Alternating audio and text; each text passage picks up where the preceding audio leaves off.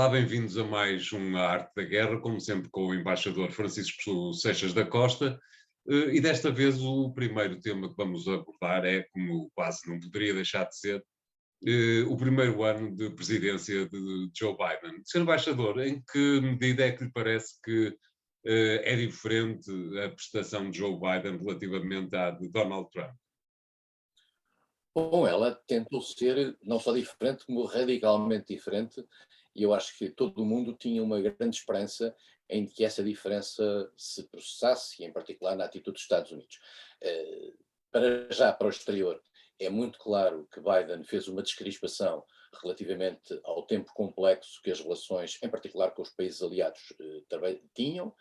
Mas, por outro lado, Biden também introduziu ou sublinhou alguns fatores confrontacionais na atitude dos Estados Unidos face ao mundo, quer em relação à Rússia, quer em particular em relação à China, terreno no qual, aliás, Biden, eu diria que pôs todas as suas cartas no plano internacional, quer tentando congregar os parceiros europeus, coisa que ainda até hoje não conseguiu, quer, em particular, mobilizando os seus parceiros asiáticos, os amigos asiáticos e da Oceania. E isso conseguiu com a mobilização do Quad, com a criação do AUKUS, com toda uma movimentação que claramente denuncia uma atitude forte dos Estados Unidos, em particular reagindo àquilo que também foi, curiosamente ao mesmo tempo, uma espécie de um crescimento de uma atitude agressiva da China, quer na questão de Hong Kong, quer na questão de Taiwan. E Biden deu, digamos, os sinais que se esperava por parte dos Estados Unidos, tendo particularmente em conta que nós sabemos que esta é uma agenda que não divide nos Estados Unidos. Na questão europeia, Biden colocou-se muito ao lado daqueles que dentro da União Europeia em particular e mesmo dentro da NATO, favoráveis a uma linguagem dura com a Rússia, e aí teve a ajuda da Rússia. A Rússia, ao criar uma pressão sobre a Ucrânia, digamos, mobilizou, de certa maneira, os aliados da NATO. A NATO, aliás, encontrou, eu diria, quase que um novo fôlego, até retórico. Uma nova razão de ser. Nova razão de ser, e Biden está com eles, como aliás era suposto. Portanto, este diálogo com a Rússia é também importante. A declinação deste diálogo em termos da NATO, em termos da relação da União Europeia, em termos da relação na OSCE, eu diria, secundário. Na minha opinião, o importante aqui é o regresso, digamos, à conversa tensa com os russos. A conversa no tempo de Trump não era essa. Mas Biden tinha agendas internas mais importantes. E é por essas que ele é medido, é por essas que ele é julgado, é por essas que ele vai ser avaliado. Claro. A primeira tinha a ver com a pandemia. Biden faz um primeiro momento muito positivo relativamente à pandemia, em termos de medidas, em termos de aceleração do processo de vacinas, a criação de uma certa legitimidade até ao nível das ações políticas, por trazer o professor Fauci para o centro da decisão. Fauci mais tarde acaba também por se polemizar dentro da própria vida política interna americana. E hoje as coisas não estão a correr muito bem no campo da pandemia. E isso é mau sinal para Biden, porque também tem, como sabe, Biden também teve a variante Delta, depois a variante Omicron, e as coisas também foram complicadas por fatores que lhes são alheios. E depois o negacionismo americano em certas áreas e o sectarismo de natureza política também influenciaram muitas das medidas. E, portanto, houve aqui um elemento negativo para isso. O segundo ponto, que era um ponto que Biden tinha focado fortemente, tinha a ver com o clima. Biden consegue fazer avanços muito importantes. No plano internacional, apareceu como um dos grandes paladinos da questão climática. Internamente, teve mais algumas dificuldades, porquanto muitas das medidas que queria fazer passar, depois de um certo momento em que parecia possível encontrar uma espécie de clima bipartidário dentro do Senado, isso não foi possível, pelo contrário, já falaremos disso.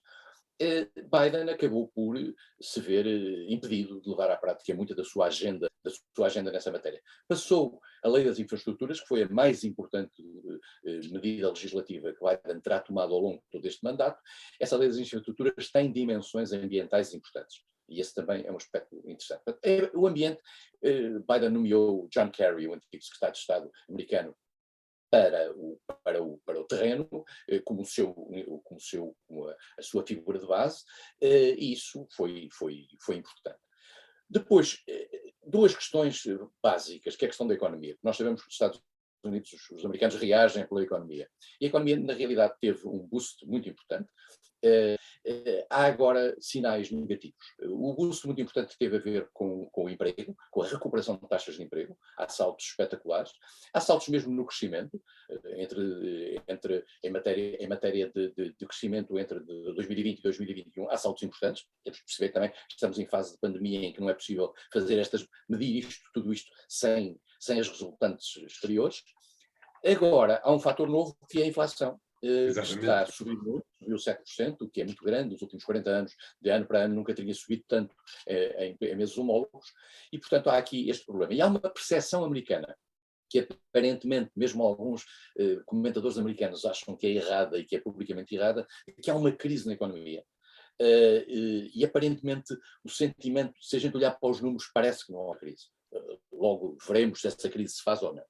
Há uma outra agenda, finalmente, das 4 que o Biden tinha planeado, que é a questão da justiça racial.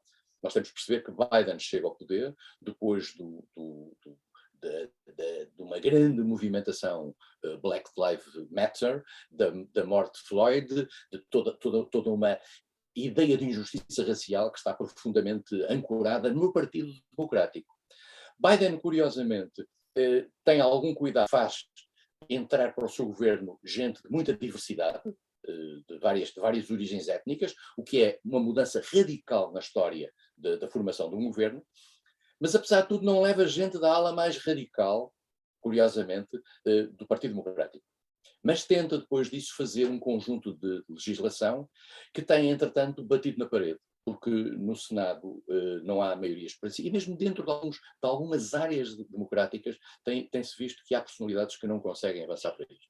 Bom, como se costuma dizer, peço desculpa por interromper, Sr. Embaixador, como se costuma dizer, Biden continua a parecer um pouco mais próximo, vamos pôr as coisas assim, da ala esquerdista dos republicanos que da ala esquerdista dos democratas. Sem qualquer dúvida. Embora, curiosamente, António, e isto não tem sido sublinhado, havia uma tradição americana, que obviamente Trump não respeitou, mas era uma tradição de ter nos governos gente do outro partido.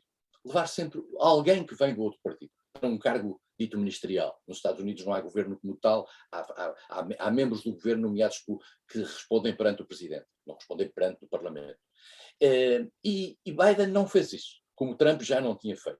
O que traduz de facto que os Estados Unidos estão muito partidos, muito difícil, e Biden, que era um homem que tem uma tradição histórica de transversalidade e de fazer grandes acordos, não fez isto.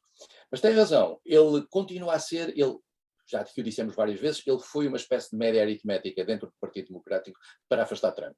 E foi uma cara que ao mesmo tempo pudesse fazer deslocar republicanos de esquerda, ele garantiu a sua vitória.